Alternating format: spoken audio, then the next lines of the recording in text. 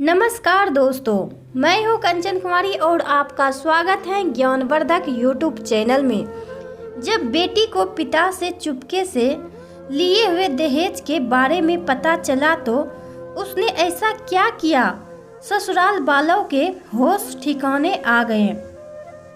गौरी जल्दी तैयार हो जा, लड़के वाले तुझे देखने आते ही होंगे। गौरी अपने कमरे से आवाज़ लगाते हुए बोली, हाँ माँ आई। कुछ देर बाद गौरी की माँ प्रभा जी फिर से आवाज़ लगाते हुए बोली, बेटी कहाँ हो, जल्दी आओ। वह लोग आ चुके हैं। गौरी अभी भी अपने कमरे में आंसू बहा रही थी। माँ की आवाज़ सुनकर तुरंत आंसू पोंछकर बाहर निकली। माँ कहने लगी, क्या हुआ तुम्हारी आंखें, तुम रो रही थी क्या? उसने कुछ नहीं कहा। उसने सिर्फ कहा, मेरी आंखों में कुछ चला गया था। उसकी माँ उसे नीचे ले गई जहाँ लड़के के घर वाले बैठे हुए थे। घर वालों में बाहर वाले भी शामिल थे।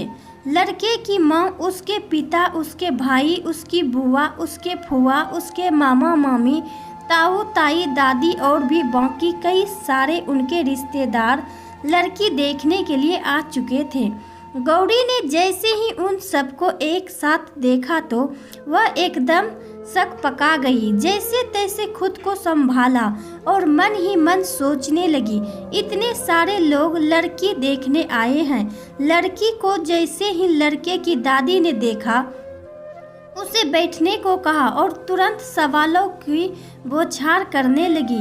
बेटी तुम कितनी पढ़ी लिखी हो, तुम खाना बनाने जानती हो क्या? तुम घर का सारा काम कर लेती हो? तभी लड़के की बुआ बोली, अरे तुम्हें आजकल की नई नई डिश बनानी आती है? क्योंकि भाई हमारे वहाँ सबको वही पसंद है। गौरी अपनी नज़र झुका के अभी तक सब कुछ सुन रही थी। जैसे ही लड़के की बुआ ने प्रश्न किया, वह तुरंत जवाब देते हुए बोली, आप लड़के की क्या लगती है? लड़की की बुआ ने कहा, मैं रोहित की सगी बुआ हूँ। गौरी ने पूछा, आपका ससुराल कहाँ है? तो बुआ जी ने कहा, ऑस्ट्रेलिया में। इस पर गौरी ने ताना मारते हुए कहा, बुआ जी आप क्या ऑस्ट्रेलिया से भारतीय डिश खाने हमारे घर की आओगी? क्या ऑस्ट्रेलिया में आपको वैसे डिशेस नहीं मिलती हैं? वैसे भी मुझे आजकल के जंक फूड पसंद नहीं है और ना ही मैं बनाना जानती हूँ। यह सब सुनते ही लड़के के पिता दिवाकर चिल्लाते हुए कहने लगे, ऐ लड़की, क्या तुम्हारे माता पिता ने तुम्हें यही संस्कार दिए हैं? बड़ों के सामने अपना मुंह खोल के जवान चला रही हो। क्या तुम्हारे माता पिता ने बड़ों का सम्मान करना नहीं सिखाया? गौरी कहने लगी, मेरे माता पिता ने मुझे बहुत ही अच्छे संस्कार दिए हैं और आप कौन होते हो मेरे माता पिता के संस्कार पर उंगली उठाने वाले? गौरी की माँ उसे चुप रहने को कहती हैं तो गौरी चुप हो जाती है। गौरी के पिता राज लड़के के पिता से क्षमा मांगते हैं। वह कहते हैं, दिवाकर जी मेरी बेटी को क्षमा कर दीजिए, वह अभी ना समझ है। दिवाकर जी कहते हैं, ठीक है प्रभाकर जी, मैं उसे एक बार के लिए क्षमा कर देता हूँ, परंतु ऐसी हरकत अगर दोहराई तो सहने योग्य नहीं होगा। गौरी को उसके कमरे में भेज दिया जाता है। इधर सभी लोग कहते हैं, आपकी बेटी तो दिखने में बहुत ही सुंदर है पर बहुत ही जवान चलाती है।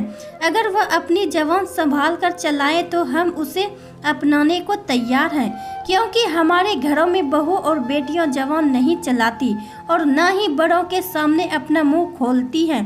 प्रभाकर जी उन सभी से माफ़ी मांगते हैं और कहते हैं कि वह गौरी को समझा देंगे। साथ ही आश्वासन देते हैं कि भविष्य में ऐसा कभी नहीं होगा। तो अब रिश्ता पक्का समझे, दिवाकर जी ने कहा। प्रभाकर जी ने कहा कहकर अपनी स्वीकृति दे दी और अपनी पति को आवाज लगाई, अरे भाग्यवान, मिठाई लेते आओ। समधी जी का मुंह मीठा करना है। सभी लोग का मुंह मीठा करवाने के बाद दिवाकर जी अब प्रभाकर जी से अकेले में कुछ बात करने की इच्छा व्यक्त करते हैं। फिर वह लोग सामने वाले कमरे में चले जाते हैं। क्या बात होती है? या किसी को कुछ पता नहीं चलता है। उसके बाद लड़के के घर वाले खुशी खुशी अपने घर चले जाते हैं और जल्दी शुभ मुहूर्त निकालने को कहते हैं। सगाई की तारीख पंडित जी से बुलवाकर 15 दिन बाद रखी जाती है और 1 महीना बाद शादी की तारीख फिक्स की जाती है। देखते ही देखते सगाई की तारीख पहुंच चुकी थी, सभी तैयारियां हो चुकी थी। तभी प्रभाकर जी को दिवाकर जी का फोन आया और वह कहते हैं, अब समधी जी यदि सारी तैयारियां हो चुकी हैं तो हम अब यहाँ से निकले। प्रभाकर जी हाँ कहते हैं।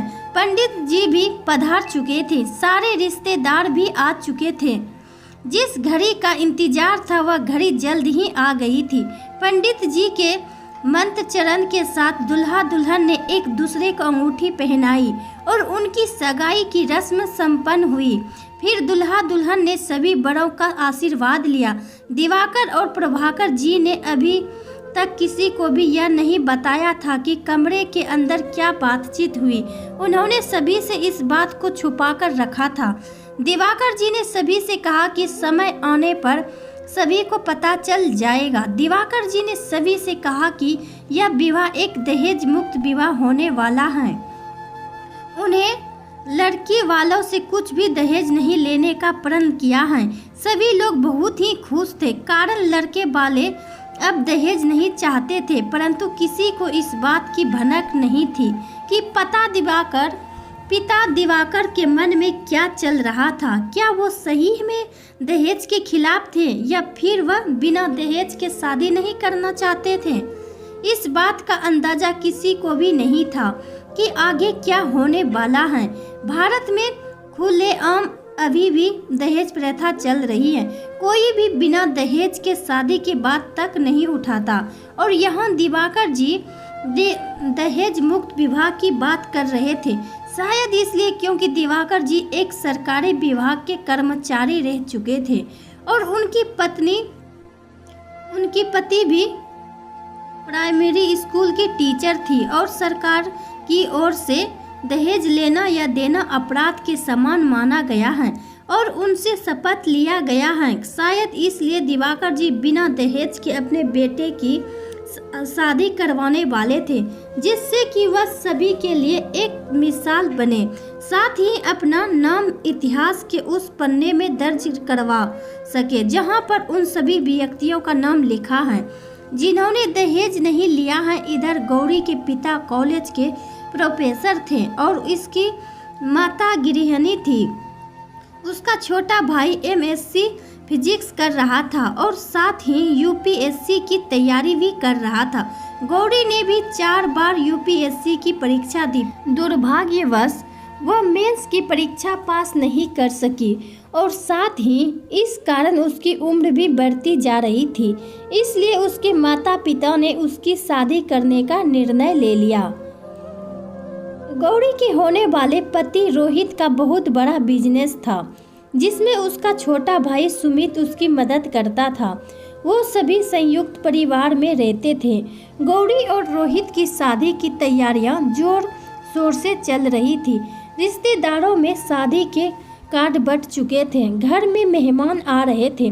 चारों ओर खुशी का माहौल था। इधर गौरी के घर में गौरी अपने कमरे में खुद को बंद कर सुबक कर रो रही थी। तभी उसका छोटा भाई जय दौड़ते हुए आया और दरवाजा खटखटाने लगा। दीदी जल्दी दरवाजा खोलो, मामा जी आए हैं और तुमको बुला रहे हैं। गौरी हड़बड़ा कर उठ जाती हैं और जाकर दरवाजा खोलती हैं। उसके मामा जी उसकी माँ के साथ कमरे में आ जाते हैं।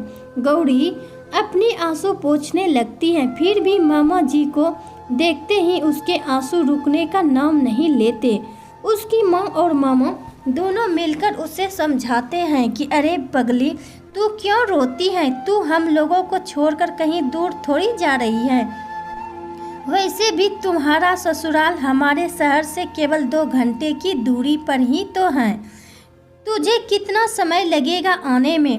जब चाहे तब आ सकती हो और शादी के बाद तुझे नया परिवार मिलेगा और तुम्हारा पति का बिजनेस भी तो हमारे शहर में है।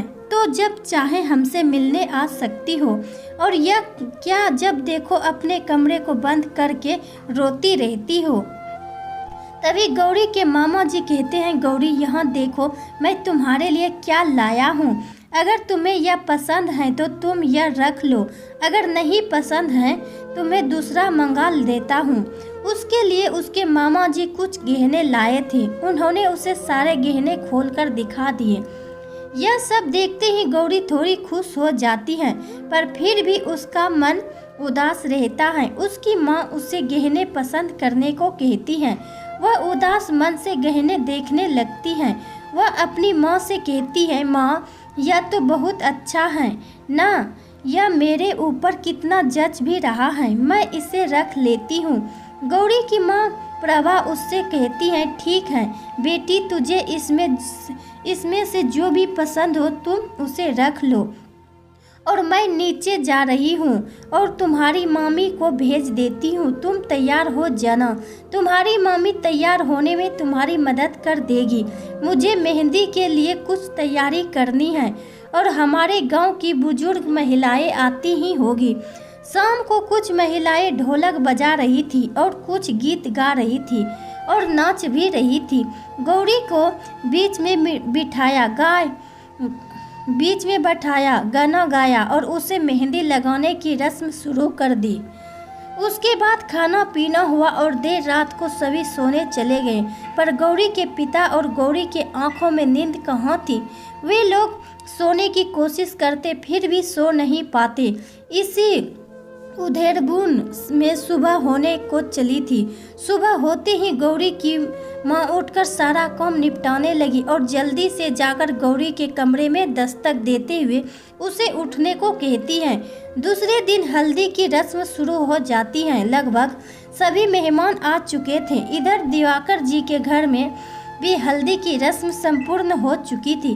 दोनों ओर बिहार के ढोल बज रहे थे। सारे माहौल में खुशी नजर आ रही थी। सभी के चेहरे चमक रहे थे। गौरी के पिता प्रभाकर शादी वाले दिन से एक दिन पहले अपने कमरे में बैठते ही कुछ दिन पहले हुए अतीत की घटना में लौट जाते हैं। उस कमरे की वार्तालाप उनके कानों में गूंजने लगती है। जब दिवाकर जी कहते हैं, देखिए प्रभाकर जी, आपकी आर्थिक स्थिति बहुत ही अच्छी है और जब आप अपनी बेटी को इतने सारे गहने उपहार स्वरूप दे ही रहे हैं, वो कुछ रुपये पैसों की बात हो जाए तो अच्छा है। फिर भी मैं तो दहेज के खिलाफ हूँ। दहेज लेना अच्छी बात नहीं है और मैं इन पैसों का क्या करूँगा। आप जो भी देंगे आप अपनी बेटी और दामाद को ही देंगे। दिवाकर जी गौरी के पिता को बहलाते हैं। आप जो भी देंगे आपकी बेटी का ही होगा, उसमें हमारा या हमारे परिवार का कोई अधिकार नहीं होगा और आपकी बेटी ही अपनी संपत्ति के हकदार होगी। हमारे परिवार में कोई भी उस संपत्ति पर नजर नहीं डालेगा। दिवाकर जी अपनी बात जारी रखते हैं, तो क्या आप 30 लाख और सारे गहने सोने के देने को तैयार हैं? तो फिर यह रुपये आप अपनी बेटी के खाते में जमा कर देना। प्रभाकर जी अपनी स्वीकृति देते हैं और कहते हैं, मैं अपनी ओर से हर संभव कोशिश करूंगा कि शादी में कुछ कमी ना रहे।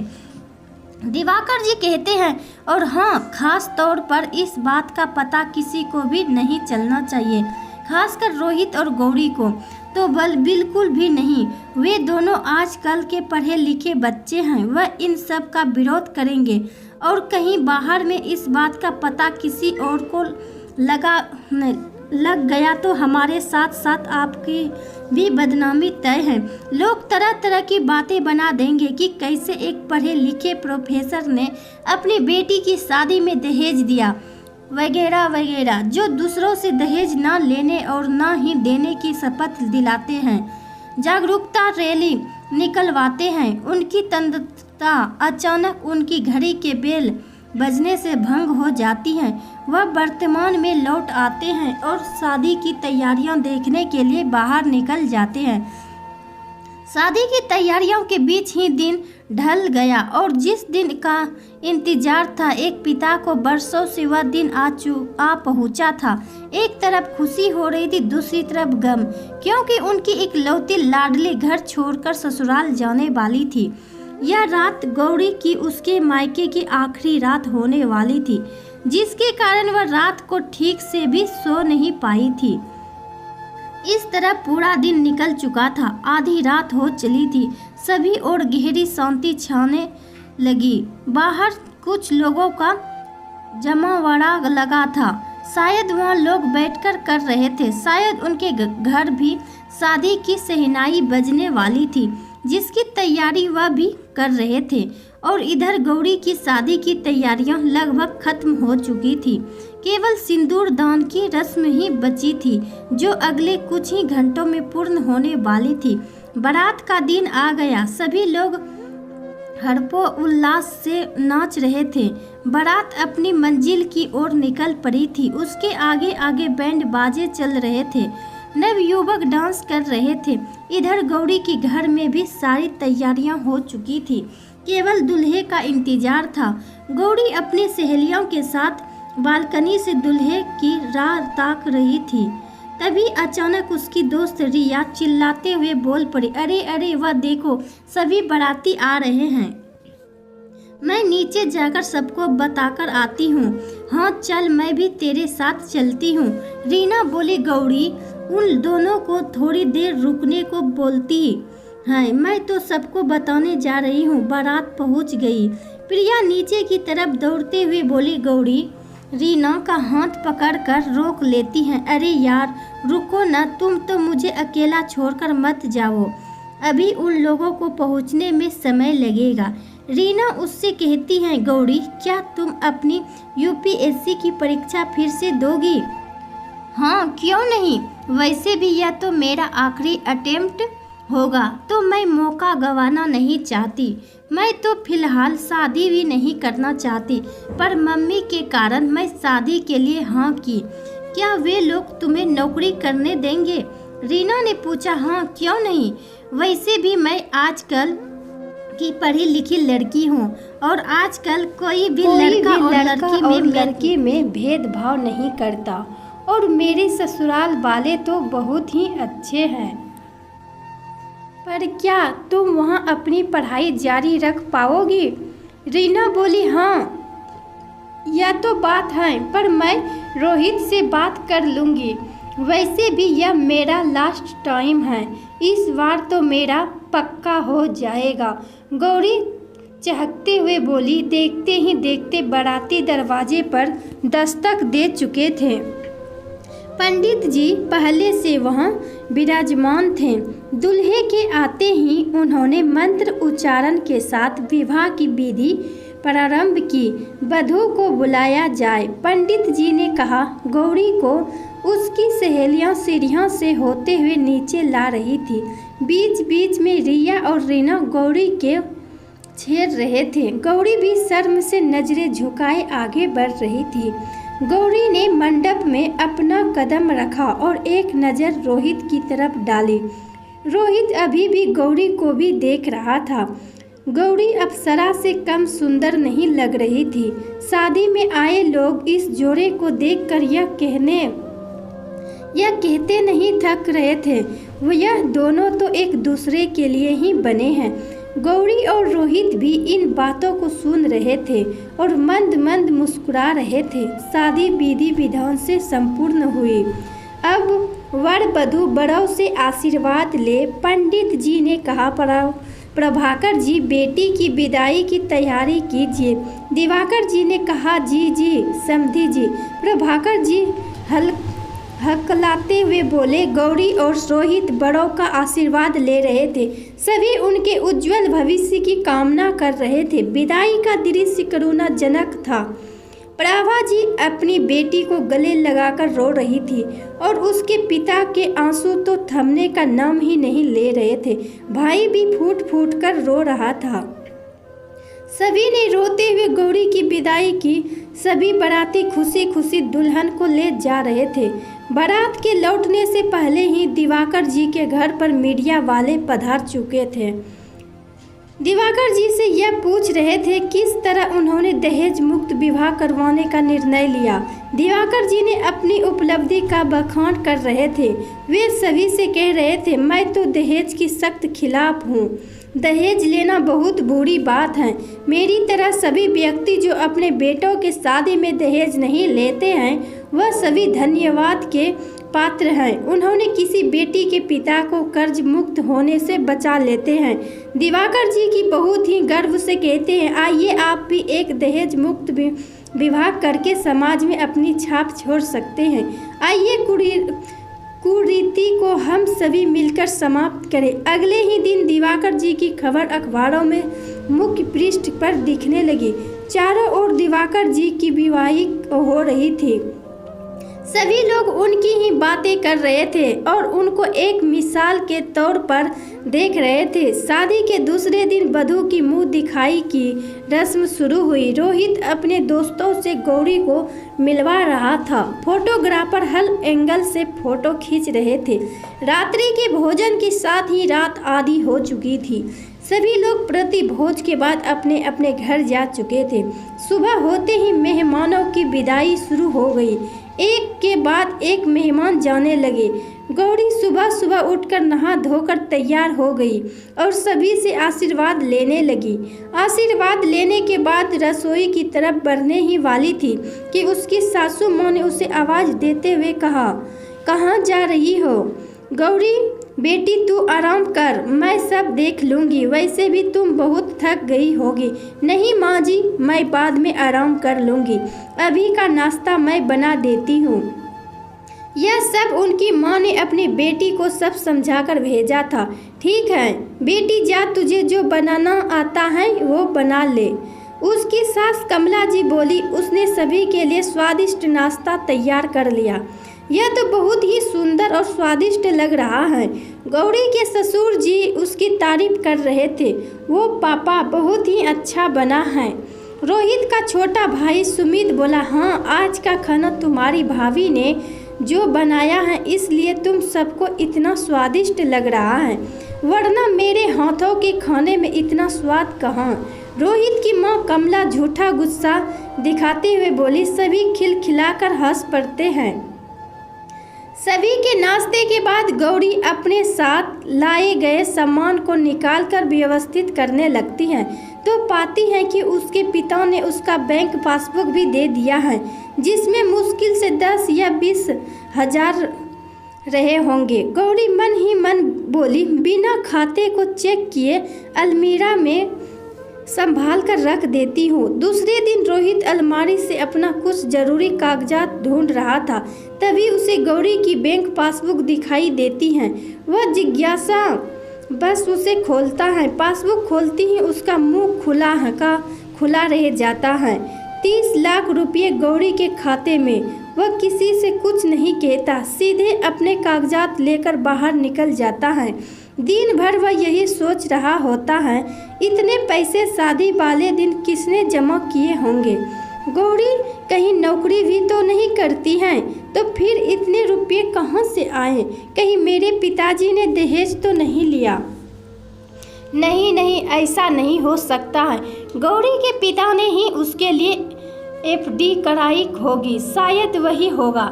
रोहित अपना सिर खुजाते हुए सोच रहा था, क्या मुझे गौरी से इस बारे में बात करनी चाहिए? पर मैं क्या करूँगा? जो भी है गौरी का ही तो है, और वैसे भी यह रुपये उसके पिताजी ने उसके नाम पर रखे हैं। पर बीच बीच में उसे दहेज लेने की बात जान पड़ती है।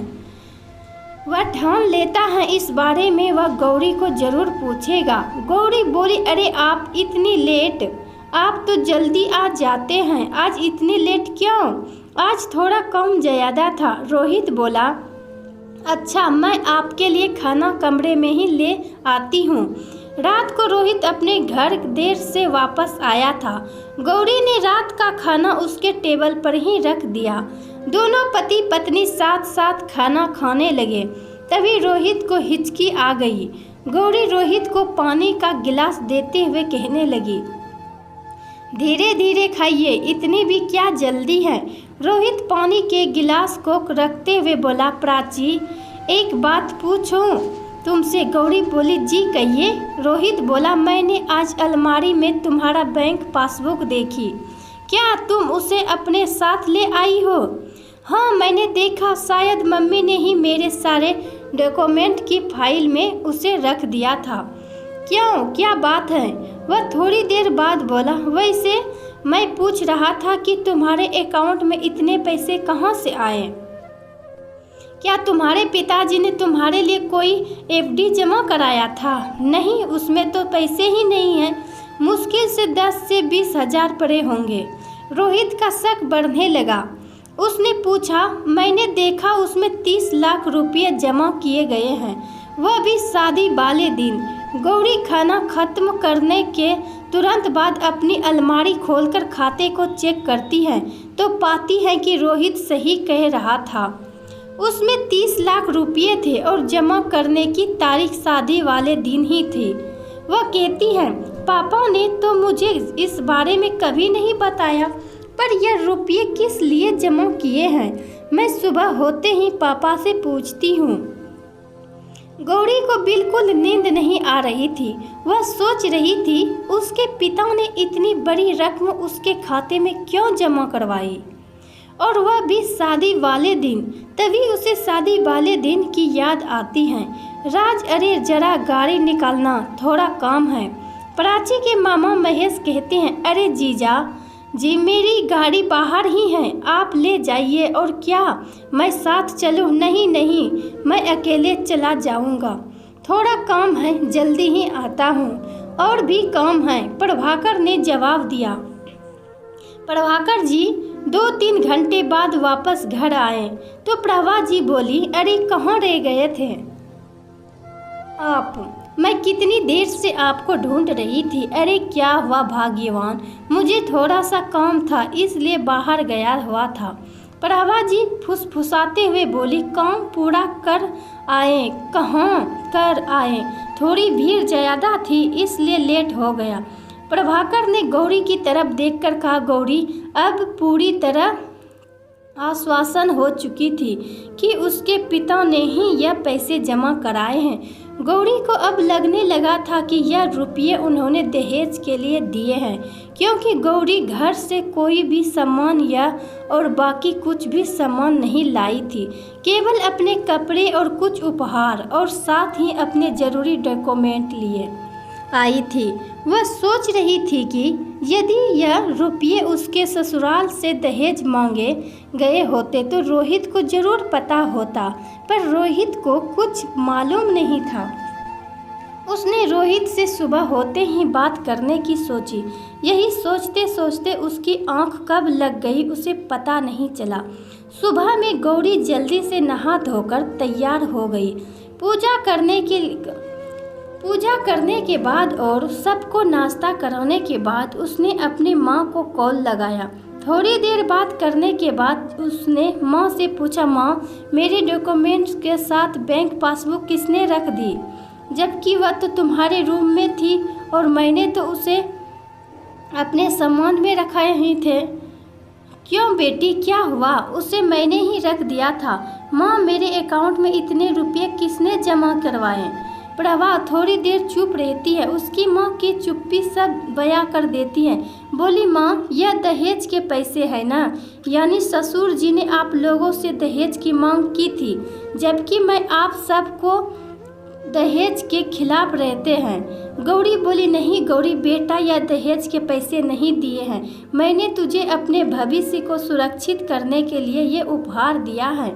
गौरी के पिता उसकी माँ से मोबाइल लेते हुए बोले, सच सच बताइए पिताजी, मेरे ससुर जी ने आपसे दहेज की मांग की थी ना? अरे नहीं नहीं बेटा, यह दहेज नहीं, तुम हमारी बात समझो। प्रभाकर जी बोले, तो फिर क्या है और क्यों आपने इतने रुपये दिए, और वह भी शादी वाले दिन? आप पहले भी तो जमा कर सकते थे, और वह भी मुझे बताए बिना। आप अगर मुझे उसी वक्त झूठ ही कह देते कि यह पैसे मेरे लिए आपने एफडी कर रखे थे।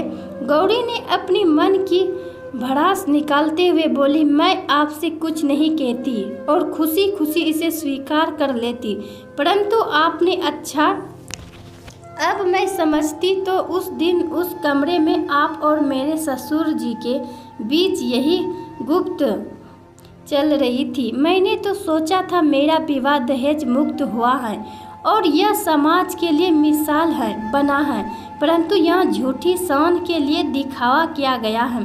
गौरी रोते हुए गुस्से से फोन काट देती है और पलंग के एक किनारे पर बैठकर रोने लगती है। तभी रोहित उसके कमरे में आ जाता है। अरे गौरी, क्या हुआ? तुम क्यों रो रही हो? कल रात आप मेरे खाते में जमा रुपये के बारे में पूछ रहे थे ना? वह पैसे आपके पिताजी ने दहेज में मांगे थे, जिसे मेरे पापा ने पूरा किया। क्या कर रही तू?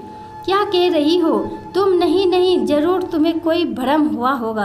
पिताजी ने कोई दहेज नहीं लिया है, रोहित ने कहा। यह बात मैंने अपनी माँ से पूछा। गौरी अपने आंसू पोंछते हुए बोली, पर माँ और पापा यह बात मानने को तैयार ही नहीं है। और हाँ, आपको याद है जब आप मुझे देखने गए थे, पापा और ससुर जी कुछ बात करने अपने कमरे में चले गए थे। उन दोनों के बीच यही बातें हुई थी। मुझे पूरा विश्वास है, पूरा समाज जानता है कि हमारा एक दहेज मुक्त विवाह है। फिर यह दहेज वाली बात कहाँ से आ गई? यह बात आप ससुर जी से जाकर पूछिए। माँ पिताजी चिल्लाते हुए रोहित अपने कमरे से निकला। दिवाकर जी हॉल में बैठे अखबार पढ़ रहे थे। क्या हुआ? क्यों चिल्ला रहे हो? दिवाकर जी गुर्रित हुए बोले, मैं यह क्या सुन रहा हूँ? पिताजी क्या सुन रहे हो तुम? भाई जरा हमें भी बताओ, तुमने ऐसा क्या सुन लिया कि अपने बाप से जवान लड़ा रहे हो? क्या आपने गौरी के पिता से दहेज की मांग की थी? क्या बक रहे हो तुम? दिवाकर जी गुस्से में घूरते हुए बोले, तो फिर गौरी के खाते में 30 लाख रुपये शादी वाले दिन कहाँ से आ गए? दिवाकर, मुझे क्या पता, गौरी के पिता ने उसको दिए होंगे। क्या मैं और एक बात जान सकता हूँ पिताजी? रोहित धीरे से बोला। क्या? दिवाकर जी बोले, जब मैं पहली बार गौरी को देखने गया था, आप और गौरी के पिताजी के बीच उस कमरे में क्या बातचीत हुई? क्या मैं जान सकता हूँ? हमारे बीच कुछ भी बातें हुई, यह मैं तुम्हें बताना जरूरी नहीं समझता। इसका अर्थ यही निकलता है कि आपने गौरी के पिता से दहेज के रुपये मांगे। मैंने कहा ना, हमारे बीच ऐसी कोई बात नहीं हुई। बहुत देर तक इस बात पर झगड़ने पर दिवाकर जी ने स्वीकार कर लिया कि उन्होंने पैसे मांगे थे। हाँ, मैंने पैसे मांगे थे। क्यों? क्या हुआ? तो फिर आपने समाज में यह ढिंढोरा क्यों पिटवाया कि हम एक दहेज मुक्त विवाह करवा के एक मिसाल कायम कर रहे हैं? क्यों शादी के बाद वाले दिन आप मीडिया वाले को बढ़ चढ़कर बता रहे थे? क्यों मुझे जवाब दिया? मैंने तो सोचा था आप एक अच्छे नागरिक के नाते ऐसा कदम उठा रहे हैं, पर नहीं, आप भी पुरानी दकियानुसी सोच से बाहर नहीं निकल पाए हैं। हर घर की बातों को सुनने वाला एक निर्जीव घर में ही मौजूद रहता है, वह है दीवार। इसलिए कहते हैं दीवार के भी कान होते हैं। पर यहाँ पर दीवार के साथ कोई और भी सुन रहा था, जिसे खिड़की के नीचे छुपे हुए रोहित ने देख लिया था। अरे रुको, कहाँ भाग रहे हो? रुको, अभी तुम्हें बताता हूँ, कहते हुए उसके पीछे भागा। खिड़की के नीचे कौन था जो छुप कर बातें सुन रहा था, और इसे यहाँ आने की इजाज़त किसने दी थी? उस आदमी के पीछे दौड़ा पर वह भाग चुका था। रोहित ने उसका चेहरा देखने की कोशिश कर पर देख नहीं पाया, क्योंकि उसने अपने चेहरे को गमछे से ढक रखा था, परंतु आंखों ने अपना परिचय दे दिया था। रोहित को ऐसा लग रहा था कि कोई जाना पहचाना चेहरा गमछे के अंदर छुपा था। वह व्यक्ति कोई और नहीं, रोहित के घर का पुराना नौकर राजू था। राजू भागते भागते अपने घर पहुंचा। अरे तुम तो दिवाकर जी के घर गए थे ना, और इतनी जल्दी वापस भी आ गए? रामू ने कहा, वो भैया मैं गया था उनके घर। उनके वहाँ बाप बेटे में लड़ाई हो रही थी और मैं खिड़की के पीछे से सब सुन रहा था। तभी रोहित ने मुझे देख लिया। मैं डर के मारे अपना जान बचाकर भाग आया। तुम्हें क्या ज़रूरत थी उनकी बातें सुनने की? मैंने तुम्हें कहाँ काम करने के लिए भेजा था? यह उनकी जासूसी करने के लिए? रामू गुस्से से बोला, और तुम्हारी इन्हीं हरकतों के कारण ही दिवाकर जी ने तुम्हें नौकरी से निकाला था। इसलिए तुम आज भी इधर उधर की ठोकरें खा रहे हो। अब तुम मेरी बची खुची इज्जत भी डुबाना चाहते हो। रामू बोला, नहीं भैया नहीं, मैं ऐसा सोच भी नहीं सकता कि आपको मेरे कारण सर झुकाना पड़े। रामू बोला, तो क्या उन्होंने तुम्हें देख लिया था? नहीं, मैंने अपना चेहरा गमछे से ढक रखा था और वह लोग मुझे पहचान भी नहीं पाए होंगे। राजू पसीने से सना अपना चेहरा पोंछते हुए बोला, तुमसे एक काम भी ढंग से नहीं होता है। रामू गुस्से से बोला, मैंने मालिक से कह दिया था कि मैं कुछ दिन नहीं आ पाऊंगा। मुझे ज़रूरी काम से गांव जाना है, इसलिए मैंने तुम्हें वहां भेजा। पर तुमने अपना काम तो किया नहीं, पर मेरा काम ज़रूर तमाम कर दिया। अब मैं गांव से वापस आकर मालिक को क्या बताऊंगा कि मेरा भाई यहाँ जासूसी करने आया था और मुंह छिपाकर भाग गया। उसी दिन शाम के समय राजू अपने दोस्तों के साथ साथ जुए खेल रहा था। बातों ही बातों में राजू ने सुबह हुई घटना को अपने दोस्तों को कह सुनाया। दिवाकर के घर अभी भी पहरा गर्म था। रोहित गुस्से से किसी से बात नहीं कर रहा था। उसकी माँ उसे समझा रही थी, बेटा तुम्हारे पिता ने जो भी किया है तुम दोनों की भलाई और भविष्य को देखते हुए ही किया है। कमला जी बोली। रोहित बोला, पर माँ आप लोगों ने पूरे शहर में इस बात का नगाड़ा क्यों बजवाया कि हम दहेज मुक्त विवाह करवाकर सामाजिक कुरीतियों मिटा रहे हैं? यह तो गलत है ना। धीरे धीरे पूरे शहर में दिवाकर जी के बारे में चर्चा होने लगी। किस तरह दिवाकर जी ने दहेज लेकर अपने बेटे का दहेज मुक्त विवाह करवाया। भाई साहब हम क्या सुन रहे हैं? लोग आपके बारे में क्या उटपटांग बातें कर रहे हैं। राघव दिवाकर के पड़ोसी ने कहा, क्या बातें कर रहे हैं राघव जी? यही कि आपने दहेज लेकर अपने बेटे की शादी करवाई। किसने कह दिया? दिवाकर गहरी आवाज़ में, पूरे शहर में आप ही के चर्चे हो रहे हैं कि आपने अपने समधी जी से 30 लाख रुपये लिए हैं। क्या बेकार की बातें कर रहे हो? शायद यह सब किसी की सोची समझी साजिश है आपको बदनाम करने के लिए। राघव जी बोले, हाँ तुम सही कह रहे हो। शायद कोई मुझे और मेरे परिवार को बदनाम करना चाहता है। मैं इसका पता लगा कर रहूँगा कौन है जो मुझे बदनाम करना चाहता है। दिवाकर ने गहरी सांस लेते हुए कहा। रोहित को भी अपने ऑफिस से ताने सुनने को मिल रहे थे। रोहित को देखते ही फुसफुसाहट शुरू हो जाती है। यह वही है जिसने दहेज लेकर दहेज मुक्त विवाह किया है। यह सब सुनकर उसका सर दुखने लगता है और वह घर चला जाता है। घर जाकर अपनी माँ से पूछता है, माँ यह 30 लाख की बात पूरे शहर में किसने फैलाई? हाँ बेटा, तुम्हारे पिताजी भी कह रहे थे। किसी ने पूरे शहर में यह बात फैला दी। कमला बोली, लोग भी तुम्हारे पिताजी को आते जाते टोक रहे हैं। कमला बोली, जरूर किसी ने हमारी बातें सुन ली हैं और बाहर फैलाई है। माँ आपको याद है उस दिन जब मैं पिताजी से इस बात पर झगड़ा कर रहा था, तो उस दिन कोई था जो हमारी बातें सुन रहा था। वह कोई और नहीं, हमारा पुराना नौकर राजू ही था। शायद उसी ने यह बातें पूरे शहर में फैलाई होगी। हाँ बेटा, हो सकता है कि वह हमसे अपना पुराना बदला ले रहा है। अपने अपमान की जिस दिन तुम्हारे पिताजी ने उसे नौकरी से निकाला था, उसका कितना अपमान किया था। 2 वर्ष पहले की बात है। राजू दिवाकर जी के घर में काम करता था। एक दिन वह कमला जी के कमरे की सफाई कर रहा था। सफाई करते करते उसे कमला जी के कुछ गहने दिखाई पड़े जो कमला जी को उनकी सास से विरासत में मिले थे। एक दिन मौका पाकर राजू गहने चुरा कर ले गया और सुनार की दुकान पर जाकर बेच दिया। और इधर कमला जी ने अपना पूरा घर पर उन्हें गहने कहीं नहीं मिले। राजू से पूछताछ करने पर उसने बताया उसने कोई भी गहने नहीं देखे। इधर कमला जी को राजू के ऊपर ही शक हो रहा था, क्योंकि जिस दिन उन्होंने गहने निकाल कर बाहर रखे थे राजू उनके कमरे की साफ सफाई कर रहा था। गायब हुए गहनों का पता लगाने के लिए दिवाकर जी ने पुलिस को खबर की।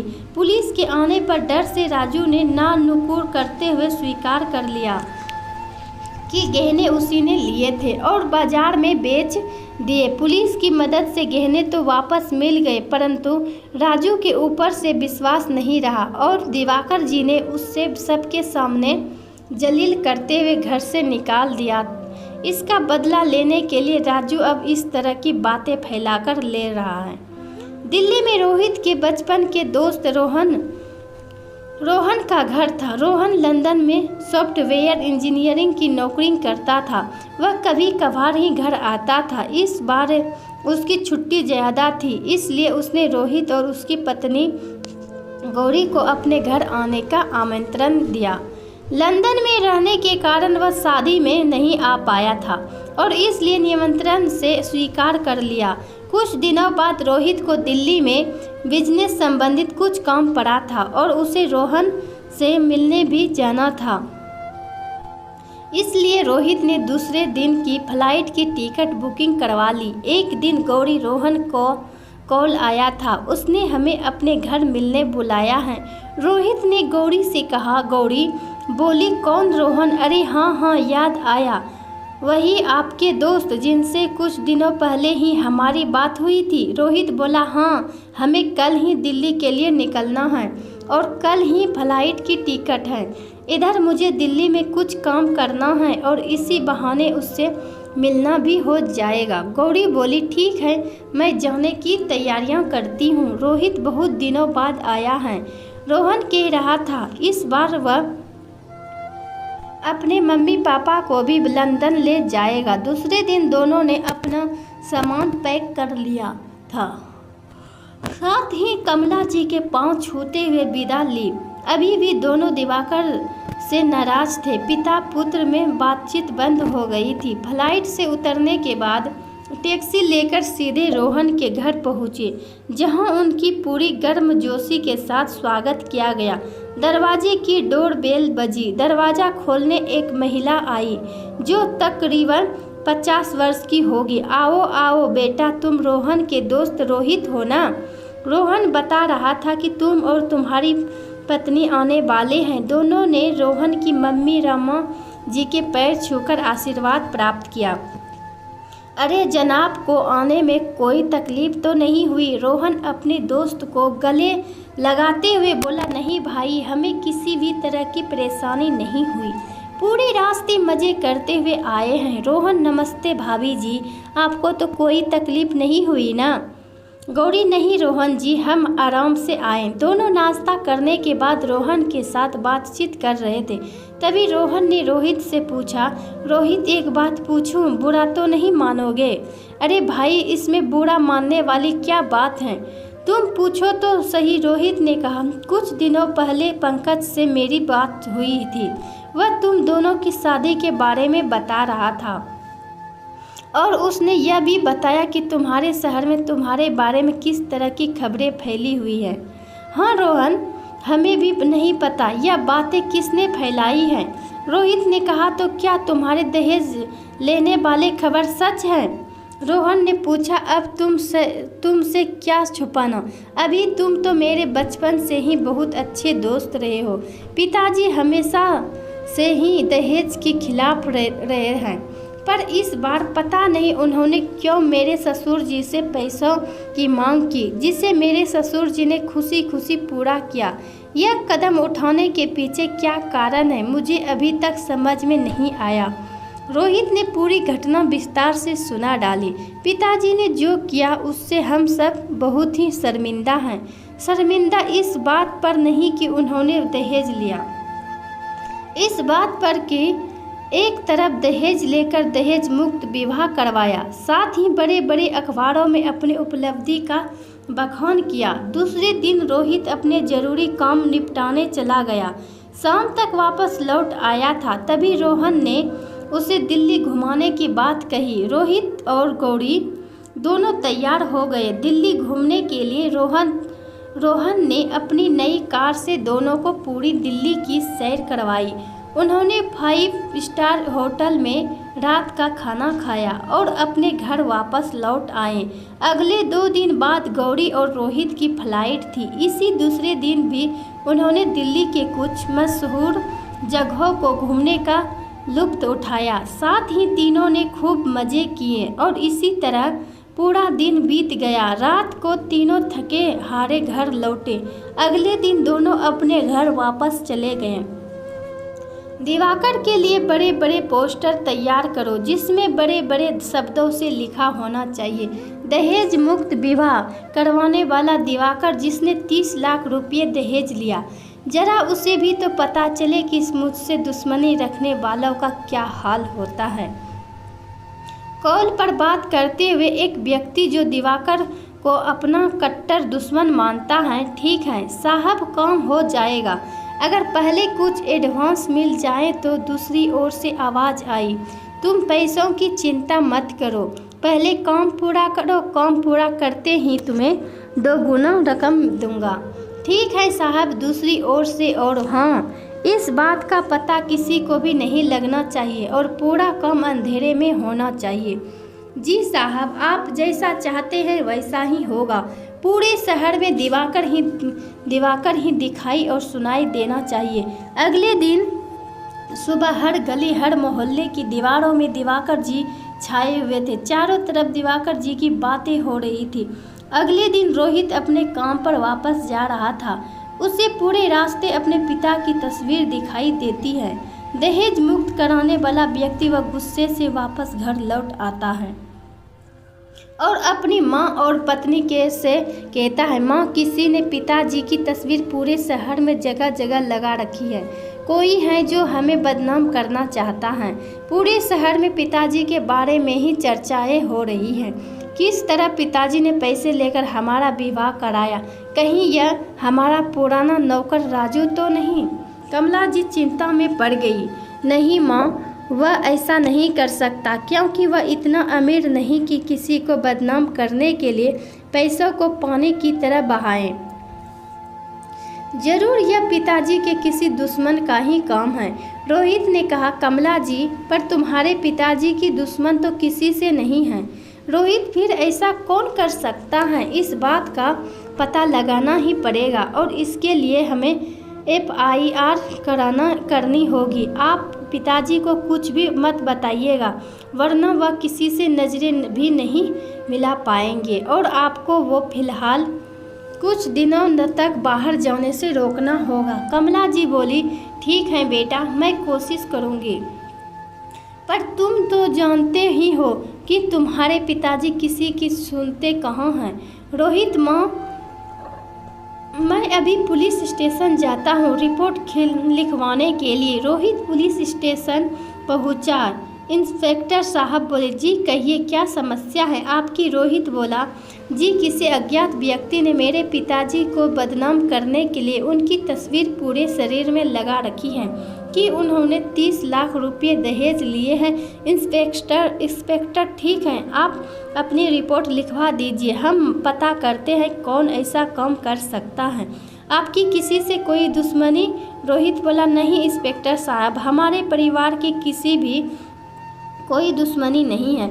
इंस्पेक्टर, तो हो सकता है आपके किसी करीबी ने जानबूझकर आपको बदनाम करने की साजिश रची हो। ठीक है, फिलहाल आप जा सकते हैं, हम मामले की जांच शुरू कर देते हैं। साथ ही उन पोस्टरों को जल्द से जल्द हटाने की कोशिश करते हैं। इस काम को करने वाला कोई और नहीं बल्कि दिवाकर की बचपन के दोस्त राजन का हाथ होता है। किसी ज़माने में राजन और दिवाकर बहुत अच्छे दोस्त हुआ करते थे। दोनों साथ उठते बैठते, साथ स्कूल जाते, साथ खेलते। इसी तरह दिन बीत रहा था। 12वीं की परीक्षा खत्म हो चुकी थी। रिजल्ट आने का इंतज़ार था जो कि कुछ ही दिनों में आ गया। दिवाकर ने 12वीं की परीक्षा फर्स्ट डिवीज़न से पास कर ली जबकि राजन 2 विषय में फेल हो गया। दिवाकर को अपने दोस्त के रिजल्ट देखकर बहुत दुख हो रहा था और अपने रिजल्ट की खुशी कारण वह अब दूसरे शहर पढ़ने के लिए जाने वाला था। कुछ दिन बाद दिवाकर ने अपना एडमिशन शहर के नामी कॉलेज में करवा लिया और इधर राजन गांव में ही रहने लगा। दिवाकर के न रहने पर उसने गांव के कुछ बदमाश लड़कों के साथ दोस्ती कर ली, जो अपनी बुरी आदतों के कारण बदनाम थे। राजन भी उनकी संगति अपना चुका था। शराब, जुआ आदि अब उसके दोस्त बन चुके थे। शहर से जब दिवाकर वापस आया तब तक राजन पूरी तरह बर्बाद हो चुका था। दिवाकर ने उसे बहुत समझाने की कोशिश की, परंतु उसके दिमाग ने काम करना बंद कर दिया था। वह नशे में धुत था। वह दिवाकर के ऊपर भड़क उठा और दिवाकर को भगा दिया। इधर दिवाकर को अपने दोस्त की चिंता लगातार सताने लगी। दूसरे दिन एक बार फिर उसे समझाने की बेकार कोशिश करने के लिए उसके घर गया। वह अपने घर में नहीं था तो उसने अपने पुराने अड्डे में ढूंढने में चल पड़ा। वहां पहुंचने में कुछ कदम ही बाकी थे कि उसे कुछ आवाज़ सुनाई देने लगी। राजन कुछ आदमियों के साथ व्यापार की बातें कर रहा था। उसने छुपकर देखा कि उसके हाथ में ड्रग्स के कुछ पैकेट थे, जिसे उसने उन लोगों को दे दिया। बदले में वे लोग उसे कड़क नोटों के 2 बंडल पकड़ा गए। राजन नोटों को एक एक कर गिनने लगा। तभी पीछे से दिवाकर ने उसे पकड़ लिया। राजन, तुम क्या कर रहे हो और यह पैसे किसने दिए? अरे दिवाकर, तुम कब आए? राजन घबराता हुआ बोला। दिवाकर, बस अभी। और वो लोग कौन थे जो तुम्हें पैसे दे गए? राजन, वे तो मेरे मामा के गांव से आए थे। पिताजी को कुछ पैसे की ज़रूरत थी तो मामा ने उनके हाथों भिजवाया था। दिवाकर, अच्छा, तुम्हारे हाथों में जो ड्रग्स के पैकेट देखा वह सब भी शायद तुम्हारे पिताजी ने ही गांव भिजवाया होगा ना? जवाब दो। वैसे मैं अभी तुम्हारे पिताजी से मिलकर ही आ रहा हूँ। कहो तो सारी बातें कह दूँ जो अभी तुम्हारे और उन लोगों के बीच हुई है। मैंने सब सुन लिया है। अब झूठ बोलने की कोशिश भी मत करना। नहीं, मुझे माफ़ कर दो, मैं ऐसा कभी नहीं करूँगा। मेरा विश्वास करो, बस किसी से मत कहना। मैं तुम्हें तुम्हारे पैर पकड़ता हूँ। अगर तुम मुझसे वादा करते हो कि तुम ऐसा काम फिर कभी नहीं करोगे तो मैं किसी से भी यह बात नहीं कहूँगा। राजन, ठीक है, मैं वादा करता हूँ, मैं कभी भी ऐसा नहीं करूँगा। दिवाकर, ठीक है, चलो घर चले, मुझे तुमसे कुछ बातें करनी हैं। दिवाकर जैसे ही पीछे घूमता है, राजन पास पड़े पत्थर उठाकर उसके सिर पर मार देता है। दिवाकर अपना सिर पकड़कर वहीं गिर जाता है। उसके सर से रक्त की धारा बढ़ने लगती है। राजन अपने घर भाग जाता है। करीब 1 घंटे बाद दिवाकर को होश आया। दिवाकर धीरे धीरे गिरते पड़ते अपने घर पहुंचता है। घर पहुंचते ही घर वालों के होश उड़ जाते हैं कि यह कैसे हो गया। दिवाकर ने पूरी घटना बता देता है और बेहोश हो जाता है। दिवाकर को हॉस्पिटल ले जाया जाता है, जहां पर उसका इलाज 15 दिनों तक चलता है और इसी बीच उसे 2 बोतल खून भी चढ़ाई जाती हैं। जब दिवाकर ठीक होकर घर वापस लौटता है तो राजन के बारे में पूछता है। उसके पिता उससे दोस्ती रखने के लिए मना करते हैं, पर फिर भी वह उसके घर जाने की जिद करता है तो उसके पिता पूरी सच्चाई उसके सामने रख देते हैं। किस तरह राजन के पिता ने दिवाकर को उल्टा फंसाने की नाकाम कोशिश की। दरअसल राजन ने दिवाकर को गिरा देकर भाग गया और घर में उसने उसके पिताजी को मनगढ़ंत कहानी सुनाई कि दिवाकर ने राजन और उसके साथियों के साथ मारपीट की। किसी एक साथी के धक्का देने पर गिर गया और पास पड़े पत्थर से लगकर उसका सर फूट गया। जब दिवाकर के पिता राजन के पिता से शिकायत करने चले तब उन्होंने सारी मनगढ़ंत कहानी सुनाई और उल्टा दिवाकर के नाम पुलिस में कंप्लेन लिखवाई। दिवाकर के पिता के एक दोस्त जाने माने वकील थे, जिसकी मदद से उन्होंने राजन को 3 साल की कैद दिलवाई। इस तरह राजन पूरी तरह बर्बाद हो चुका था और पूरे परिवार का नाम भी डुबा दिया था। उसने जेल से छूटने के बाद भी अपना काम जारी रखा। इसी तरह वह धीरे धीरे आसमान की ऊंचाई को छूने लगा। उसके पिता ने उसके हरकतों को देखते हुए उसकी शादी करवा दी, परंतु फिर भी उसने अपना धंधा नहीं छोड़ा। वह अपने धंधे को और आगे बढ़ाने के लिए दिन रात मेहनत कर रहा था। समय चक्र चलता जा रहा था। पंकज भी अपना स्कूल की पढ़ाई पूर्ण कर चुका था। इसी बीच एक दिन राजन पंकज के वार्षिक उत्सव की तस्वीरें देख रहा था। अचानक उसे दिवाकर के जैसा चेहरा दिखाई पड़ा। उसने अपने बेटे पंकज से पूछा तो उसने बताया कि यह रोहित है। उसने रोहित के पिता का नाम पूछा तो पंकज ने बता दिया। तब से उन्होंने पंकज के मन में धीरे धीरे जहर घोलना शुरू किया कि किस तरह उसके पिता ने मिलकर राजन को सलाखों के पीछे भेजा।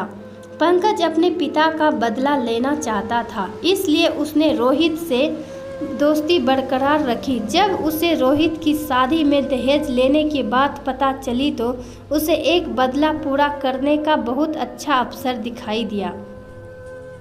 पंकज ने चारों तरफ से जानकारी इकट्ठा करना शुरू कर दिया। इसी बीच उसे रोहित की रोहन के घर दिल्ली जाने की खबर मिली। तभी उसने रोहन को कॉल कर रोहित के शादी समारोह के बारे में सब कुछ बताया। साथ ही उसे दहेज वाली खबर भी सुनाई और उसे सब कुछ समझा दिया। रोहित के जाने के बाद रोहन ने सारी बात पंकज को बताई।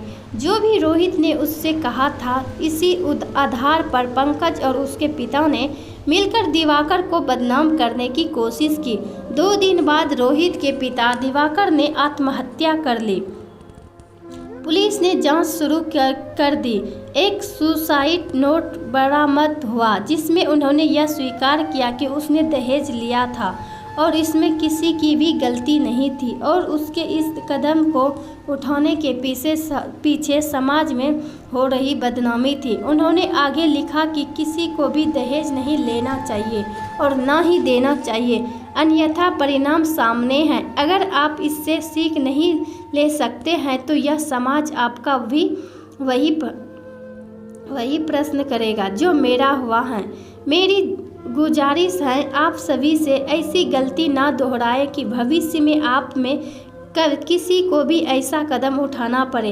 इससे सभी को यह सीख लेनी चाहिए कि दहेज लेना और देना पाप के समान है। किसी के जमीन जायदाद घर द्वार सभी बिक जाते हैं, फिर भी दहेज लेने वालों को कम ही लगता है। दहेज के चक्कर में कितनों की जान चली गई, परंतु क्या किसी को जीवन मिला? एक बार जीवन के समाप्त होने पर जीवन दोबारा नहीं प्राप्त हो सकता है। इसलिए जो भी करे सोच समझकर करें। आपको ये कहानी सुनने में कैसा लगा दोस्तों, आप हमें कमेंट बॉक्स में ज़रूर बताएं। ऐसी ही कहानी सुनने के लिए ज्ञानवर्धक यूट्यूब चैनल को अवश्य सब्सक्राइब करें।